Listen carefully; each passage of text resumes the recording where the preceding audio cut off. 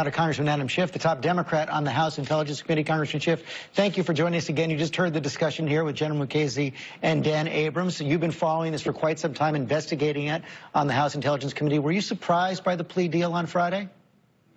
I wasn't surprised by the plea deal.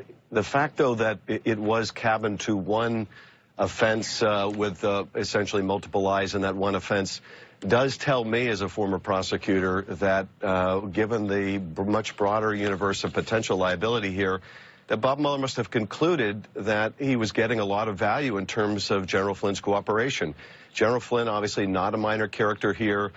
So I think this is very significant. I think the fact that in his factual basis for the plea, he sets out that he wasn't acting as a rogue agent, that in fact he was acting with the knowledge and at the direction of people who were senior members of the transition team, I think probably all of which ultimately ended up in the administration, is very significant. And I think it indicates, to me at least, that this is not the end of it by any means. What about that tweet yesterday from the president, who we now have been told that, according to the White House, it was drafted by his attorney, John Dowd, not the president, but the tweet right now still stands? Well, to me, George, actually, it is more significant if it's coming from the lawyer. The president has shown every ability to prevaricate and dissemble on this subject, but the lawyer is going to take not only the president's account into play, but also others that he has interviewed. And this means that what the attorney is saying is consistent between the president and the staff. The president knew he had lied to the FBI, which means that when he talked to the FBI director and asked him effectively to drop this case, he knew that Flynn had committed a federal crime.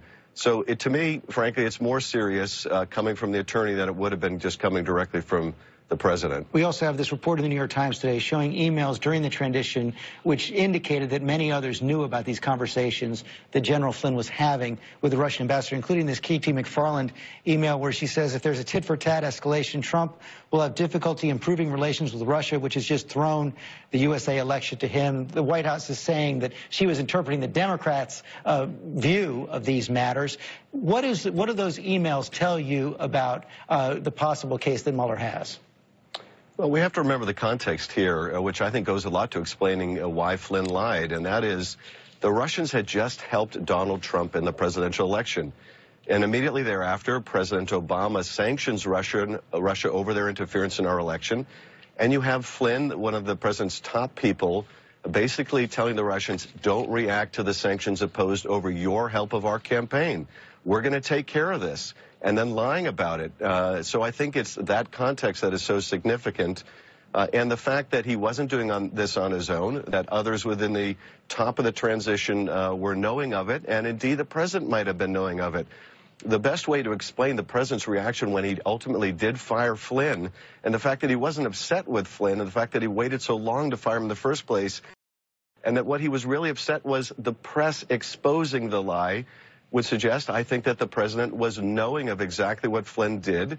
And the question, I think, for Bob Mueller and for us in Congress is, was this directed by the president? And if it was? And if so, what are the consequences of that? And if Michael Flynn were to testify that these contacts with the Russians were directed by the president, what would that tell you? Because we all know that during transitions, administrations have contacts with foreign officials all the time.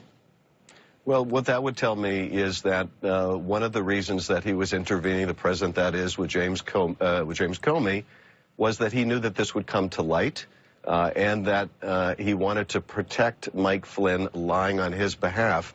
And then you do get very close to a case of obstruction of justice. So I think that's the significance of this context in which the president was intervening. The more that he was involved in directing this, in being knowledgeable of it, I think the stronger the potential case of obstruction becomes. We did see the president come out yesterday and say one more time, bottom line, no collusion. Let's take a look.